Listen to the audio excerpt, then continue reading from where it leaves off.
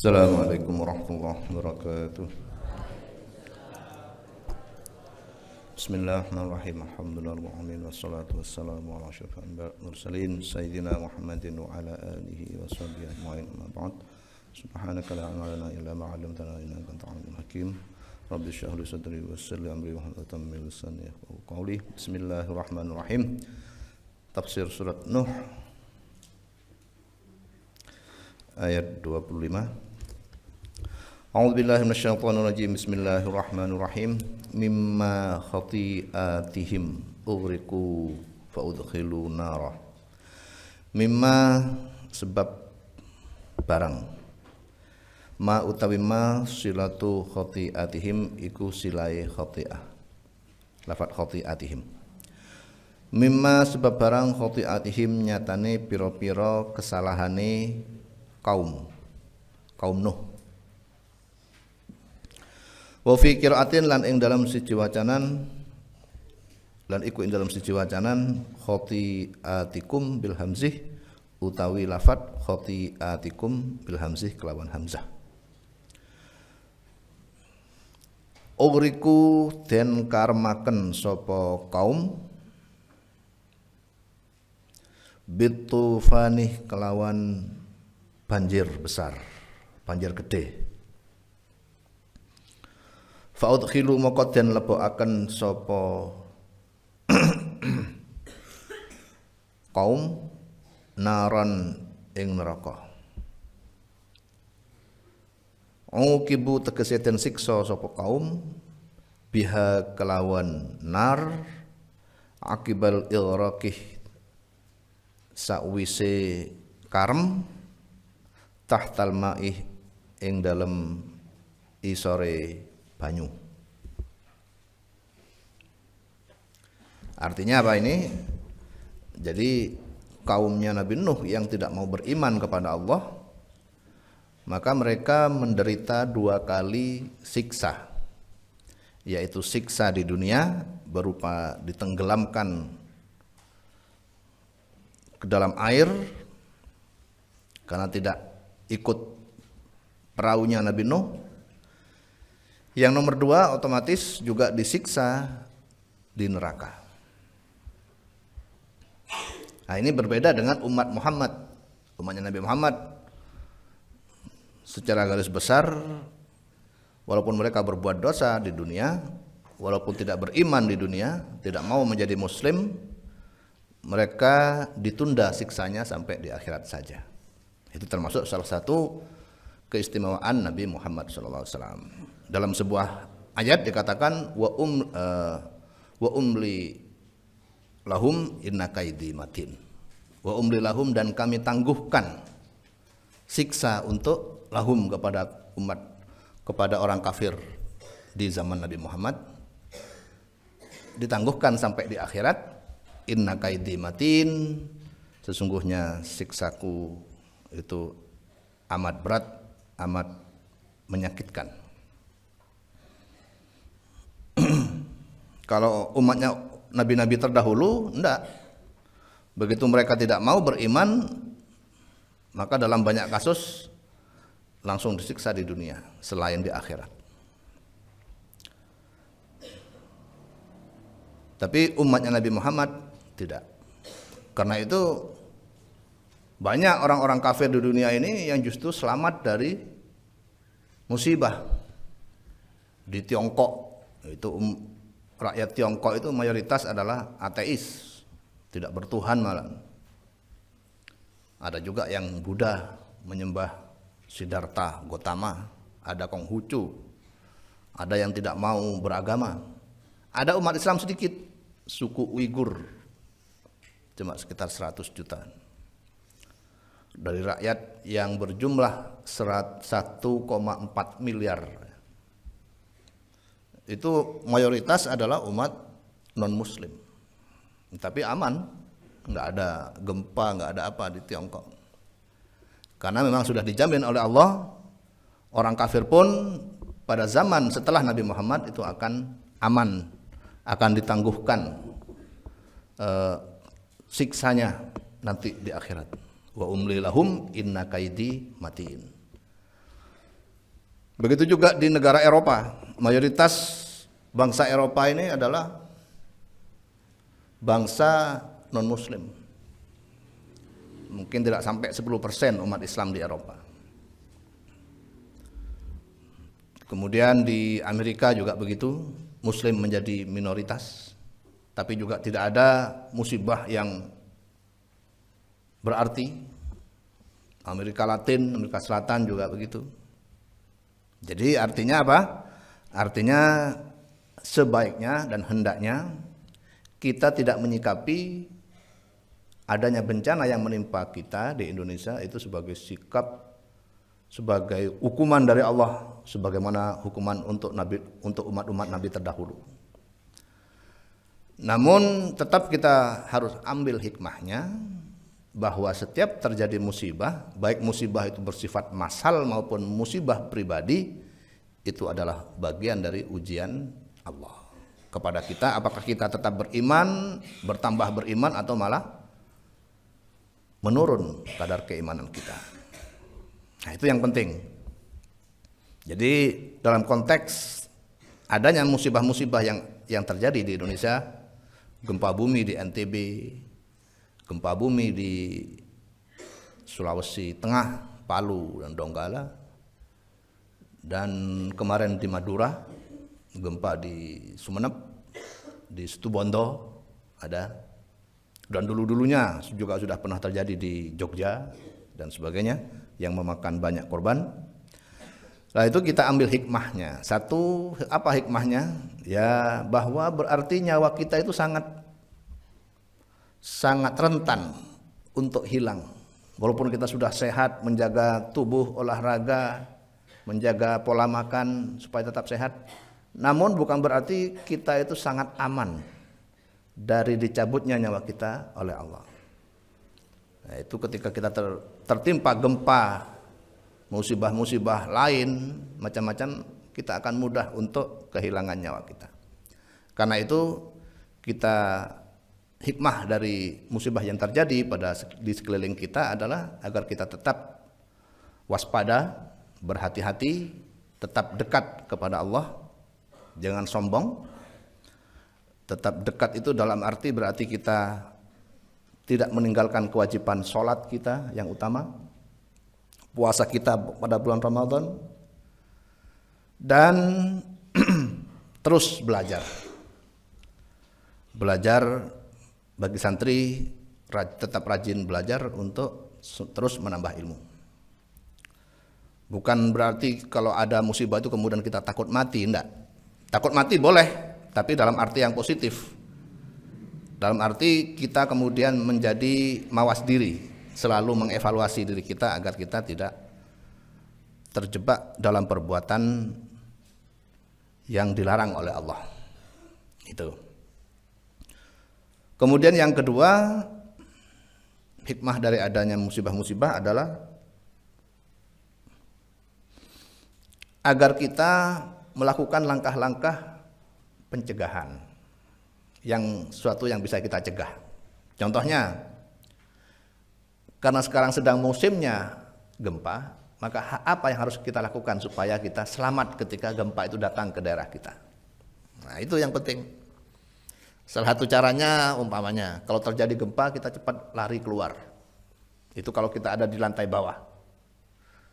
Kalau umpamanya ada di lantai 2, mau turun nggak sempat, mau keluar dari gedung nggak sempat, maka kita kalau sebisa mungkin cari, kalau ada meja, sembunyi di bawah meja, supaya benda-benda berat yang jatuh dari atas itu tidak menimpa kita. Itu langkah individu. Sedangkan langkah-langkah pemerintah yang perlu diambil, contohnya adalah bagaimana membuat gedung-gedung itu supaya tahan gempa, seperti yang terjadi di Jepang. Kemudian juga ada langkah pemerintah selanjutnya adalah membuat alat-alat, memasang alat yang bisa memberitahu kepada rakyat bahwa sebentar lagi akan ada gempa. Contohnya alat pemberitahu alarm adanya gempa besar, adanya tsunami, itu biasanya ada di tempat-tempat yang sudah rentan akan terjadi gempa di daerah itu. Kita tidak bisa mencegah gempa karena gempa itu merupakan fenomena alam. Nah, yang ketiga, alangkah baiknya apabila kalian ini yang generasi muda yang suka dengan sains juga mempelajari ilmu-ilmu tentang itu. Itu ilmu geologi. Ya. Ahli geologi itu akan tahu nanti apa sebab-sebab gempa dan bagaimana langkah kita agar ketika ada gempa itu kita tidak banyak terjatuh korban. Itu termasuk perintah bagi umat Islam agar mempelajari ilmu-ilmu tentang itu yang berkaitan dengan gempa. Ya, di Al-Ghasyiyah dikatakan afala yanzuruna ilal ibili kaifa khuliqat wa ilas samaa'i kaifa rufi'at wa ilal jibali kaifa nusibat. Kita diperintahkan untuk melihat bagaimana langit diangkat, gunung ditancapkan ke bumi. Nah, itu suatu dalil supaya kita itu juga, kalau memang yang berminat dengan ilmu pengetahuan, kita belajar ilmu pengetahuan umum itu. Itu fardu kifayah hukumnya mempelajari ilmu sains.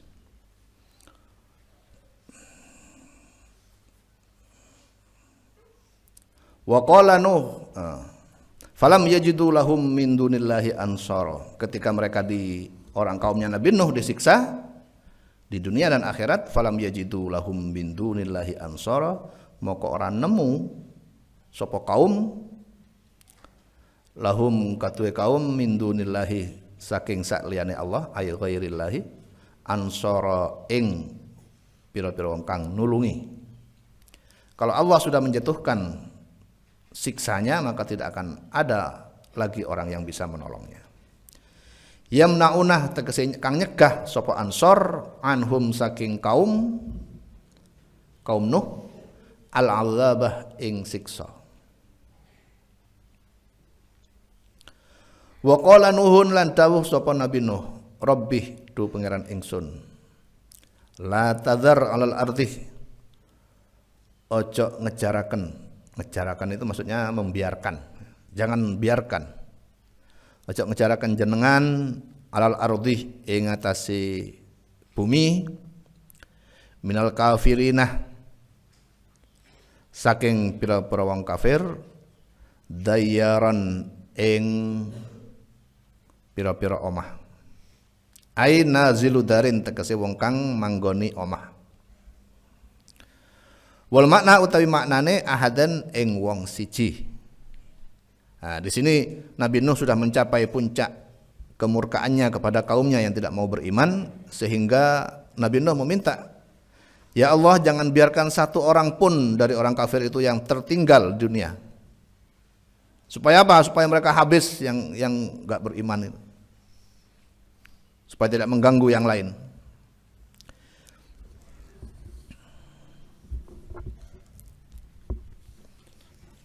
Nah, ini kalau tadi Robbih tu pangeran ingsun la tadzar, ojo ngejaraken, jangan biarkan.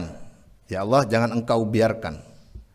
Kalau bahasa Indonesianya ojo ngejaraken jenengan. Nah, ini kalau begitu juga kita dalam percakapan sehari-hari ya. Kalau kita berbicara kepada orang yang lebih tua, itu kalau bahasa Jawa Madura kita harus memakai kromo. Kepada gurunya jenengan kalau Jawa. Kepada orang tua ya juga jenengan, karena di Jawa itu kromonya untuk kamu itu cuma jenengan aja. Kalau Madura ada dua tingkatan. Kalau pada gurunya kepada saudaranya itu panjenengan. Kalau kepada teman biasa, sampean, sampian. Kalau kepada guru, ajunan. Nah, ini jangan salah. Yang orang-orang Madura tapi lahirnya di Jawa, Bantur, Gedangan, itu harus bisa membedakan tingkatan untuk mengucapkan kamu itu. Ya, ke teman kalau berbahasa halus ke teman, itu kalau bahasa Madura, sampian. Kalau ke guru, ke saudara yang lebih tua, kakak, itu panjenengan. panjenengan dekat dimah. Kalau kepada orang tua, kepada guru, kepada kiainya, kepada pamannya yang tuanya lebih, itu kita panggil ajunan.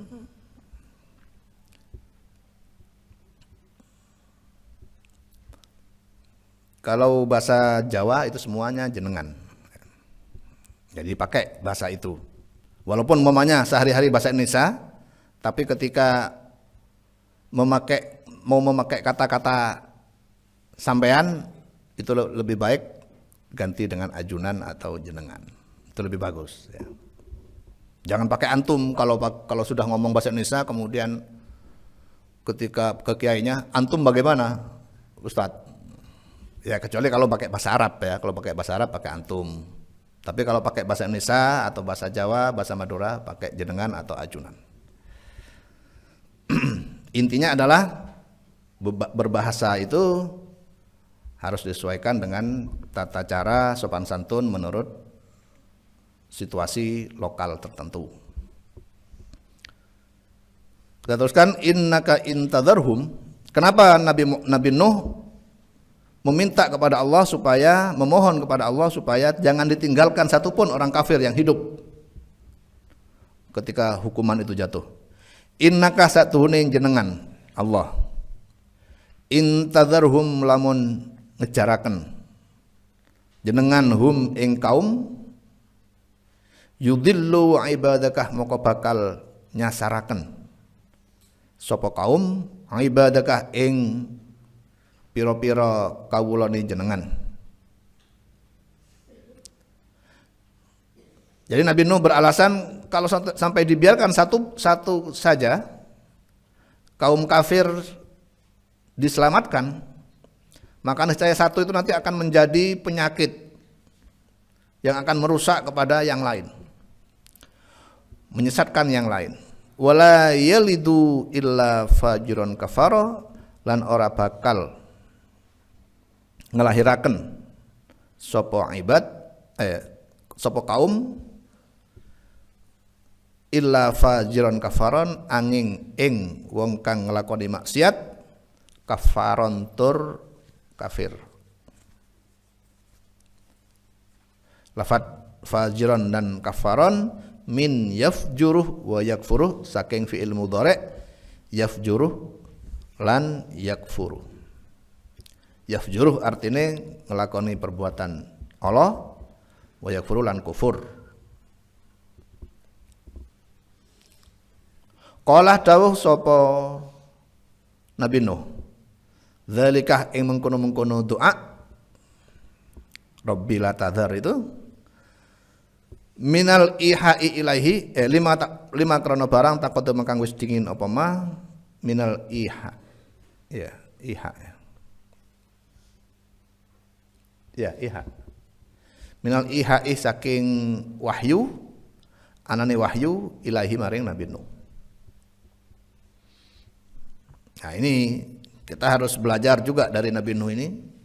Hikmah daripada ayat ini adalah, ya Allah, janganlah engkau tinggalkan kaum kafir itu sedikit pun, bikin mereka itu mati semuanya. Apa alasannya? Innaka intadharhum yudillu ibadaka, karena apabila engkau tinggalkan satu saja orang kafir hidup di dunia, maka niscaya satu itu akan menjadi bibit yang buruk, akan menjadi berakibat tertularnya lagi keburukan energi negatif kepada yang lain. Yudillu ibadakah, maka mereka akan menyesatkan kepada yang lain. Selain itu wala yalidu illa fajrun kafara. Dan mereka kalau seandainya mereka punya anak, nanti anaknya pun akan jadi anak yang rusak. Nah, hikmah dari ayat ini adalah agar kita, yang pertama, agar kita betul-betul menjauhi lingkungan yang buruk. Kalau kita jadi orang yang baik, maka kita harus menjauhi lingkungan yang buruk. Kecuali kalau kita datang ke lingkungan yang buruk itu bukan untuk bergaul, tapi untuk mendakwai, maka itu lain hal. Jadi kita sehari-hari hidup di lingkungan yang baik, tapi kemudian kita ingin berdakwah kepada kalangan yang buruk itu, yaitu umpamanya datang ke kafe untuk berdakwah di situ, bukan untuk ngobrol-ngobrol, untuk berdakwah. Atau untuk datang ke panti pijat tapi untuk berdakwah. Nah, kan enggak apa-apa kalau berdakwah. Tapi jangan bergaul sehari-hari dengan mereka karena kita akan tertular penyakit buruknya.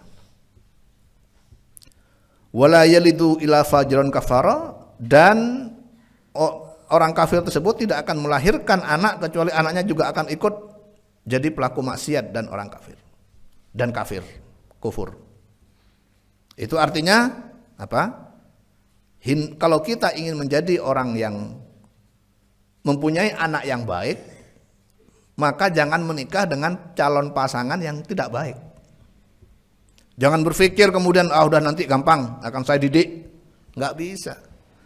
Kalau udah orang sudah bawaannya sudah tidak bagus, bawaannya sudah hidupnya di lingkungan yang buruk, akan sangat sulit untuk merubah kebiasaan itu. Dan lagi keburukan itu, terutama keburukan karakter, itu bersifat genetik. Artinya apa? Akan menular ke anaknya. Ibu atau calon bapak yang bawaannya keras, anaknya juga akan ikut keras. Bapak atau ibu yang pelit, anaknya ikut pelit. Dan seterusnya. Makanya di sini Nabi Nuh mengatakan wala yalidu illa fajron kafara. Mereka itu nanti kalau Allah tinggalkan satu orang kafir, kaumku yang hidup, maka tuh nanti anaknya juga nanti akan sama dengan mereka. Pelaku dosa, tidak takut kepada dosa, dan juga pasti mereka juga akan kafir. Rabbighfirli, kemudian setelah meminta supaya kaumnya yang kafir itu tidak disisakan di dunia, Nabi Nuh juga tak lupa untuk memohon ampun. Rabbighfirli, do pangeran ingsun, Ighfirli mugi-mugi nyepuro jenengan li maring ingsun, wali walidayah lan maring wong tua loro ingsun, wa kana lan ono sapa walidai mukminaini iku mukmin karuni. Jadi kedua orang tua Nabi Nuh itu mukmin, beriman semua. Waliman dakhala baitiyah, waliman dakhala lan maring wong dakhala kang mlebu sapa man baitiyah ing omah ingsun, manzili tegese omah ingsun, au masjidi utawa masjid ingsun, mukminan hale mukmin, walil mukminina lan maring pira-pira wong mukmin, wal mukminati lan pira-pira wong mukmin wadon, ila yaumil qiyamati tumeka maring dina kiamat. Nah, ini kita didoakan oleh Nabi Nuh, setiap orang muslim mukmin sampai hari kiamat, termasuk kita-kita ini didoakan oleh Nabi Nuh supaya dimaafkan oleh Allah. Nah, ini secara fikih ini Rabbighfirli wali walidayah, ya Allah pangeran, ya Allah Tuhanku, maafkanlah aku, wali walidayah dan kedua orang tuaku. Nah, ini setiap orang kalau kalian tidak sholat berjemaah itu disunnahkan berdoa untuk kedua orang tua minimal 1 kali, idealnya itu 6 kali. Rabbighfirli wali walidayah. Kalau kalian jadi imam maka doanya itu dijamak kata gantinya ya. Tapi tetap wali walidayah, Rabbighfir lana wali walidaina ya, wali walidaina warhamhuma kama rabbayana shighara. Bisa juga cara yang kedua, Rabbighfir lana wali walidina warhamhum kama rabbawna shighara. Dua-duanya bisa dibaca untuk salat berjemaah. Tapi jangan Rabbighfirli kalau salat berjemaah. Nanti makmumnya enggak kebagian doanya. Kalau Rabbighfirli untukku. Tapi Rabbighfir lana untuk kami. Jadi doa yang bersifat doa kedua orang tua apabila bersifat jamak untuk jadi seorang imam berdoa untuk dirinya dan untuk makmum, itu sighotnya bentuknya bisa dua macam. Satu, Rabbighfir lana wali walidaina. Jadi lidaina ya, kedua orang tua kami. Kama rabbayana shighara, sebagaimana keduanya memelihara kami di waktu kecil. Walaupun kedua orang tua kalian tidak memelihara umpamanya. Jadi umpamanya ada anak, orang tuanya cerai. Si anak ini kemudian ikut mbahnya. Tetap didoakan seperti itu. Karena kalian lahir di dunia itu karena orang tua. Itu ada orang yang tanya kepada saya, Pak Kiai, saya itu gak pernah dididik oleh orang tua sejak kecil. Saya ikut nenek.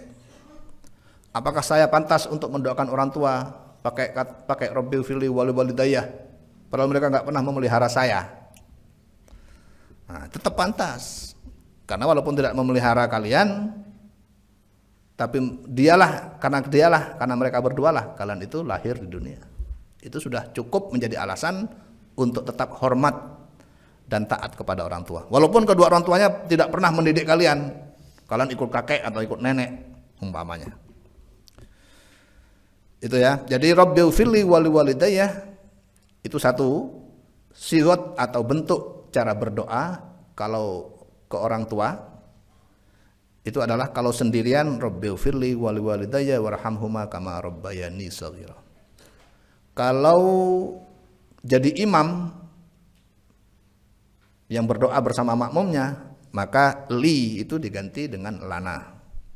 Di situ ada dua bentuk yang sama-sama benar menurut gramatika bahasa Arab, yaitu Rabbighfir lana wali walidaina. Ya, lidaina itu berarti tasniyah untuk dua orang. Wali walidaina warhamhuma kama rabbayana shighara. Walaupun cuma dua orang, tapi dua orang ini bermakna jamak, jadi dibenarkan. Atau yang bentuk yang kedua, Rabbighfir lana wali walidina warhamhum kama rabbawna shighara. Kedua-duanya sama-sama benar. Yang kedua, dari ayat ini kita fahami bahwa Rabbighfir, ketika Nabi Nuh berdoa wali walidayah, ini mufassir menjelaskan wa kana mu'minaini. Kedua orang tua dari Nabi Nuh itu kebetulan mukmin semua. Sehingga Nabi Nuh berdoa wali walidayya. Itu artinya apa? Artinya kita tidak boleh mendoakan orang tua yang kafir. Apabila orang tua yang kafir itu sudah meninggal, tidak boleh doakan karena sudah enggak nyambung. Beriman, orang yang beriman mendoakan kepada orang yang kafir yang sudah meninggal itu enggak boleh. Tapi kalau masih hidup itu dibolehkan. Kalau kalian mau seorang mu'alaf baru masuk Islam, sementara orang tuanya masih hidup tapi belum masuk Islam, didoakan supaya mendapatkan hidayah dan masuk Islam. Boleh. Tapi ketika mereka meninggal tidak boleh didoakan. Ya Allah, kedua orang tua kami selamatkan dari api neraka. Enggak bisa. Karena sudah kalau meninggal dalam keadaan kafir itu pasti masuk neraka. Waliman dakhala baitiyah, dan ampuni ya Allah orang-orang yang masuk ke rumah dan masjidku. Mukminan yang masuknya dalam keadaan mukmin. Dan juga Nabi Nuh berdoa walil mu'minina wal mu'minat, berdoa kepada orang mukmin dan orang mukmin laki-laki dan mukmin perempuan ila yaumil kiamat, sampai hari kiamat. Nah, ini kita disunahkan ketika kita memohon ampun kepada Allah, bukan hanya memohon ampun untuk diri kita sendiri, tapi juga kita disunahkan untuk memohon ampun untuk seluruh umat Islam. Karena itu kita disunahkan ketika selesai sholat kita membaca zikir astaghfirullahaladzim li wali walidayah wali jami'il muslimin wal muslimat. Kenapa kita kok perlu memintakan maaf untuk semua orang muslim? Karena Rasulullah mencontohkan demikian. Jadi setiap zikir kita awali dengan itu, astaghfirullahaladzim li wali walidayah wali jami'il muslimin wal muslimat wal mu'minina wal mu'minat. Itu sunnah hukumnya. Setiap kita mengamalkan suatu perbuatan baik semakin banyak, maka kita akan semakin dekat dengan Allah, semakin jauh dari dosa. Wala tazididz zalimina illa tabara, lan ojo nambah jenengan Allah al-zalimina ing pira-pira wong kang zalim illa tabara angin ing binasa. Ai halakan tegese ing kahancuran. Fa uhliku mongko ten hancuraken sapa kaum. Suratul Jin, wallahu a'lam. Tin uladari wa 'allimna wa atibana ya rabbi bi husnil. Bismillahirrahmanirrahim. Sahih Bukhari.